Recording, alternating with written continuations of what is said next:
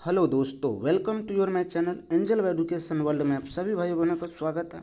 आशा करते हैं अच्छे होंगे और स्वस्थ होंगे। तो चलिए आज हम लेकर आ गए हैं सीटेट दिसंबर 2024। सीटेट दिसंबर 2024 के लिए वेरी इंपॉर्टेंट, जो कि सीटेट में बार बार पूछा जाता है। तो हिंदी का एमसीक्यू लेके आए। तो चलिए बिना समय गंवाए वीडियो स्टार्ट करते हैं। वीडियो स्टार्ट करने से पहले आप सभी भाई बहनों चैनल को सब्सक्राइब कर लें एंड बेल आइकन को दबाना ना भूलें, ताकि सभी वीडियो का नोटिफिकेशन मिलता रहे। तो आज का पहला क्वेश्चन है, व्याकरण अनुवाद विधि में नहीं है। फटाफट जवाब दीजिए, कौन सा विकल्प सही है। मातृभाषा द्वारा सीखने को बढ़ावा देना, व्याकरण को महत्व देना, विद्यार्थी के संप्रेषण कौशल का संवर्धन करना, विद्यार्थियों को भाषा के धारा प्रवाह प्रयोग करने का योग्य बनाना। फटाफट जवाब दीजिए। एक का कौन सा विकल्प से 31 नंबर का। तो 31 नंबर का तीसरा विकल्प से, कौन सा विकल्प से, तीसरा विकल्प से है विद्यार्थियों के संप्रेषण कौशल का क्या करना, संवर्धन करना। चलिए 2 नंबर क्वेश्चन की ओर चलते हैं। 2 नंबर क्वेश्चन है, फटाफट जवाब दीजिएगा। पाठ्यक्रम के दौरान शिक्षार्थियों की कठिनाइयों, उनके ज्ञान में रिक्तियां तथा कौशल में कमियों को ज्ञात करने के लिए एक परीक्षण विकसित किया गया। एक परीक्षण क्या किया, विकसित किया गया। उसे क्या कहते हैं। उपलब्धि परीक्षण, प्रवीणता परीक्षण, श्रेणी परीक्षण या निर्णयात्मक परीक्षण। फटाफट जवाब दीजिए। 32 नंबर का कौन सा विकल्प सही है। तो 32 नंबर का चौथा विकल्प सही है। कौन सा विकल्प से है, चौथा विकल्प से है। उसे क्या कहते हैं, निर्णयात्मक परीक्षण कहते हैं। अगला क्वेश्चन है 33 नंबर, कह रहा है प्राथमिक स्तर पर शिक्षार्थियों के आकलन के दौरान एक भाषा शिक्षक को मुख्य रूप से निम्नलिखित में से एक पर ध्यान देना चाहिए। चलिए फटाफट जवाब दीजिए, कौन सा विकल्प सही है 33 का। तो औपचारिक साप्ताहिक परीक्षा और उसे प्रगति पत्र में दर्ज करना, एक अवधि के अंत में परीक्षा लेना। एक अवधि के अंत में क्या करना, परीक्षा लेना, जो उत्तीर्ण या अनुत्तीर्ण घोषित करने में सहायता करे। शिक्षार्थियों के निष्पादन के बारे में विविध तरीकों से जानकारी एकत्रित करना तथा उसे विद्यार्थियों एवं उनके माता पिता के साथ क्या करना, साझा करना। फटाफट जवाब दीजिए, कौन सा विकल्प 33 का सही है। 3 में से ही बताइए कौन सा विकल्प सही है। 3 ही विकल्प में से बताइए। तो 33 का तीसरा ही विकल्प से है। कौन सा विकल्प से, तीसरा विकल्प से शिक्षार्थियों के निष्पादन के बारे में विविध तरीकों से जानकारी एकत्रित करना तथा उसे शिक्षार्थियों एवं उनके माता पिता के साथ क्या करना, साझा करना। अगला क्वेश्चन है 4 नंबर, 34 नंबर है, कह रहा है एक अध्यापक का अपनी कक्षा में इस बात पर ध्यान देना, यहाँ पर ध्यान जाता है कि एक बच्चा को भाषा पढ़ने एवं समझने में कठिनाई हो रही है। यह डैश का लक्षण हो सकता है। फटाफट जवाब दीजिए। गणना में अक्षमता, लिखने में अक्षमता या प्रयोग का अभ्यास करने की अक्षमता या पढ़ने की अक्षमता। यहाँ भी देख लेंगे, डिसकैलकुलिया, डिसग्राफिया, डिस्प्रेक्सिया या डिसलेक्सिया। कौन सा विकल्प से है 34 का। फटाफट जवाब दीजिए। तो 34 का 4 नंबर विकल्प से है। कौन सा विकल्प से, 4 नंबर विकल्प से है, पढ़ने में अक्षमता। एक अध्यापक का अपनी कक्षा में इस बात पर ध्यान जाता है कि एक बच्चा भाषा को पढ़ने एवं समझने में कठिनाई हो रही है। यह डैश लक्षण हो सकता है। तो किसका हो सकता है, पढ़ने की अक्षमता यानी डिसलेक्सिया। 35 नंबर क्वेश्चन है, कह रहा है सभी बच्चे उन गतिविधियों द्वारा अभिप्रेरित होते हैं, किसके द्वारा, चलिए, जिनकी योजना वयस्क द्वारा बनाई जाती हैं, जिनकी योजना बच्चों द्वारा बनाई जाती हैं, जो बच्चों के लिए अर्थपूर्ण होती हैं, जो अध्यापक के लिए अर्थपूर्ण होती हैं। 35 का जवाब दीजिए, कौन सा विकल्प से है। तो 35 का 3 नंबर विकल्प से है। कौन सा विकल्प से, 3 नंबर विकल्प से है, जो बच्चों के लिए क्या होता है, अर्थपूर्ण होती हैं। 36 नंबर क्वेश्चन है, फटाफट जवाब दीजिएगा। कह रहा है भाषा शिक्षक के रूप में निम्नलिखित में से कौन सी सुधार करने की सर्वश्रेष्ठ तकनीक है। कौन सी है, शिक्षार्थियों को बोलने के समय ही सुधार देना चाहिए। सुधार कार्य पूरी कक्षा की गतिविधि के रूप में किया जाना चाहिए, ताकि कोई भी शिक्षार्थी त्रुटियों को ना दोहराएं। शिक्षार्थी त्रुटियों के कभी भी सुधारने की आवश्यकता नहीं है।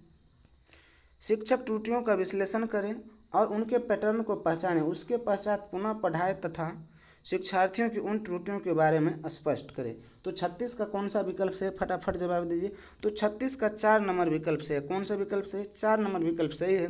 शिक्षक त्रुटियों का विश्लेषण करें और उनके पैटर्न को पहचानें, उसके पश्चात पुनः पढ़ाएं तथा शिक्षार्थियों की उन त्रुटियों के बारे में स्पष्ट करें।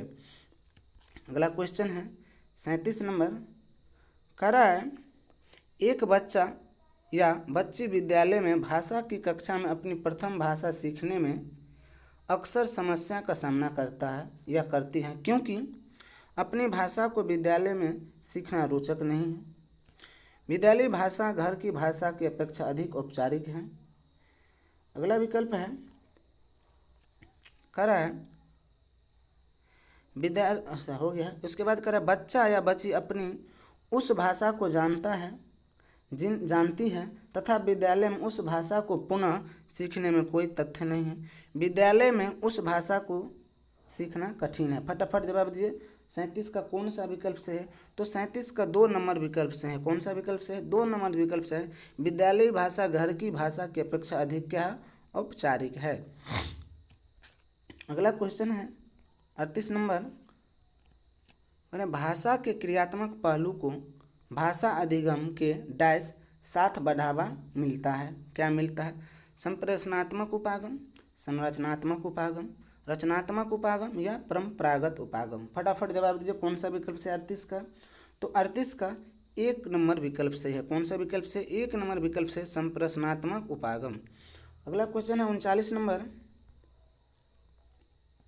बच्चों की भाषा इस बात के लिए पर्याप्त संकेत देती है कि वे अपनी भाषा नहीं जानते, वे अपनी भाषा का व्याकरण जानते हैं, वे अपनी भाषा का व्याकरण नहीं जानते हैं, वे अपनी भाषा का साहित्य जानते हैं। कौन सा विकल्प से? फटाफट जवाब दीजिए 39 का। तो 39 का कौन सा विकल्प से है? 39 का 2 नंबर विकल्प से है। कौन नंबर सा विकल्प से? 2 नंबर विकल्प से है। वे अपनी भाषा का व्याकरण जानते हैं। चलिए अगला क्वेश्चन है 40 नंबर, कह सुनने की कुशलता में एक महत्वपूर्ण उद्देश्य है। क्या है? सुनना और दोहराना, कविता सुनाना, सुनने में रुचि और धैर्य, कहानी सुनाना। फटाफट जवाब दीजिए। कौन सा विकल्प से है? तो 40 का 3रा विकल्प से, सुनने में रुचि और धैर्य। चलिए 41 नंबर क्वेश्चन है, कह रही है साहिल 3री कक्षा में पढ़ता है। चलिए ठीक है। वह हिंदी भाषा लिखने समय अपनी मातृभाषा के शब्दों का प्रयोग करता है। यह क्या है? एक स्वाभाविक प्रक्रिया है, एक घातक प्रक्रिया है, हिंदी भाषा सीखने में बाधक है, हिंदी भाषा सीखने के लिए अनिवार्य है। कौन सा विकल्प से है? 41 का फटाफट जवाब दीजिए। तो 41 का ए नंबर विकल्प से है। कौन सा विकल्प से है? ए नंबर विकल्प से एक स्वाभाविक प्रक्रिया है। क्या है? एक स्वाभाविक प्रक्रिया है। अगला क्वेश्चन है 42 नंबर, कह रहा है अध्यापक द्वारा आयोजित किसी गतिविधियों में संलग्न बच्चों के साथ अंतःक्रिया डैश। चलिए 1 नंबर विकल्प है संदर्भानुसार भाषा के संप्रेषण विकसित करने में सहायता करती हैं। जब वे खेल रहे हो तब भाषा अधिगम बोझिल बनाती हैं। ज्ञान का प्रमाणित स्रोत प्रदान करती हैं। भाषा के खेलों द्वारा बच्चों की उनके घर की भाषा सीखने में सहायता करती है। कौन सा विकल्प से है? 42 का फटाफट जवाब दीजिए। तो 42 का 1 नंबर ही विकल्प से है संदर्भानुसार भाषा और संप्रेषण विकसित करने में सहायता करती है। अगला क्वेश्चन है 43 नंबर, बुनियादी स्तर पर शिक्षार्थियों को विद्यालय में उनके घर की भाषा पढ़ाना चाहिए क्योंकि यह उनकी शिक्षण अधिगम प्रक्रिया में सहभागिता को बढ़ाएगा। विद्यालय भाषा सीखना कम महत्व रखता है। यह विद्यालय भाषा में नए ज्ञान को संप्रेषित करती है।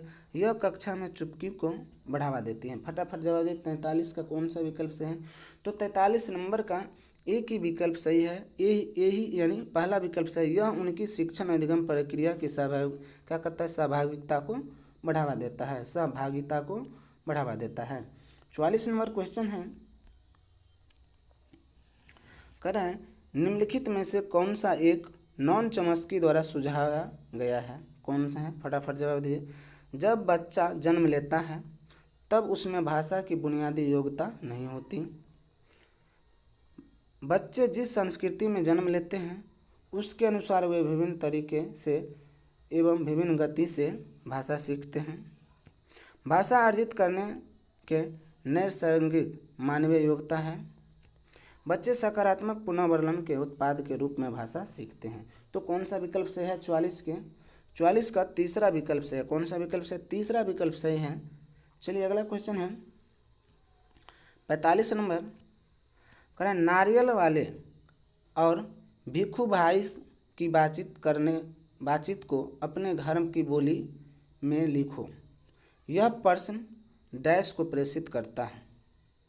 बोलियों, बहुभाषिकता, भाषा की परीक्षा, लेखन क्षमता। फटाफट जवाब दीजिए कौन सा विकल्प से है 45 का। तो 45 का 2 नंबर विकल्प से है बहुभाषिकता। अगला क्वेश्चन है पठन के द्वारा ज्ञान अर्जन एवं आनंद प्राप्ति में समर्थ बनाना प्राथमिक स्तर पर भाषा की शिक्षण का क्या है, एकमात्र उद्देश्य है, एक महत्वपूर्ण उद्देश्य है, सर्वाधिक महत्वपूर्ण उद्देश्य है, सबसे कम महत्वपूर्ण उद्देश्य है। फटाफट जवाब दीजिए 46 नंबर का कौन सा विकल्प सही है। तो 46 नंबर का 2 विकल्प सही है। कौन विकल्प सही है, 2 विकल्प सही है। एक महत्वपूर्ण उद्देश्य है, एक महत्वपूर्ण उद्देश्य है। 47 नंबर क्वेश्चन है, कह रहा है विद्यार्थियों विशेष की समस्या को पहचान कर उसके अनुसार शिक्षण विधि में सुधार डैश का एक महत्वपूर्ण अंग है। क्या है, पोर्टफोलियो, जांच सूची, परीक्षा या आकलन। फटाफट जवाब दीजिए 47 का कौन सा विकल्प सही है। तो 47 का 4 नंबर विकल्प से, कौन सा विकल्प से, आकलन। चलिए 48 नंबर क्वेश्चन है, कह रहा है निम्नलिखित में से कौन सा विकल्प भाषा सीखने के लिए सही नहीं है। भाषा कौशल एक भाषा से दूसरी भाषा में अंतरण योग्य होते हैं। यदि अवसर तथा योग्य समय दिया जाए तो प्रत्येक बालक में उनके भाषा सीखने की क्षमता होती है। मातृभाषा दूसरी विदेशी भाषा सीखने में हस्तक्षेप करती है। मातृभाषा दूसरी विदेशी भाषा सीखने में सहायता करती है। 48 का कौन सा विकल्प से है। तो 48 का तीसरा विकल्प से मातृभाषा दूसरी भाषा या विदेशी भाषा सीखने में हस्तक्षेप करती है। आज का सेकंड लास्ट क्वेश्चन है। चलिए 51 क्वेश्चन है, 51 ले लेते हैं। तो आज का है, चलिए second third question, last third question है, भारतीय संविधान में हिंदी भाषा को क्या दर्जा दिया गया है। तो क्या दर्जा दिया गया है 49 का, फटाफट जवाब दीजिए। तो राजभाषा का दर्जा दिया गया। क्या चीज़ दिया गया है, राजभाषा का दर्जा दिया गया है। 50 नंबर क्वेश्चन है, एक अध्यापिका अपनी कक्षा को 4-4 समूह में बांट देती हैं तथा मानस मंथन और चर्चा के द्वारा वह प्राकृतिक दृश्यों, इमारतों, व्यक्ति जैसी थीम प्रश्न के माध्यम से विचार एकत्रित करने के लिए कहती हैं और इन पर संक्षिप्त रिपोर्ट लिखने के लिए कहती हैं। यह कार्य किस रूप से जाना जाता है, परियोजना कार्य, प्रदत्त कार्य, बोलना तथा लिखना कार्य या भ्रमण कार्य। फटाफट जवाब दीजिए 50 का कौन सा विकल्प से है। तो 50 का एक नंबर विकल्प से है, परियोजना कार्य है। क्या है, परियोजना कार्य। आज का लास्ट क्वेश्चन है, कह रहा है चॉम्स्की के अनुसार मानव मस्तिष्क में स्थित नियमों का समूह कहलाता है। क्या कहलाता है, व्याकरण पेटी, सार्वभौमिक व्याकरण, एकीकृत व्याकरण या नियम पुस्तिका। फटाफट जवाब दीजिए 51 का कौन सा विकल्प सही है। तो 51 का दूसरा विकल्प सही है, सार्वभौमिक व्याकरण। अब आप लोग कमेंट में अवश्य कमेंट कीजिएगा 21 में से आप लोग को कितना सही है। अगर वीडियो अच्छा लगा होगा तो चैनल को सब्सक्राइब एंड बेल आइकन दबाना ना भूलिएगा ताकि सभी वीडियो का नोटिफिकेशन मिलता रहे। जय हिंद, जय भारत।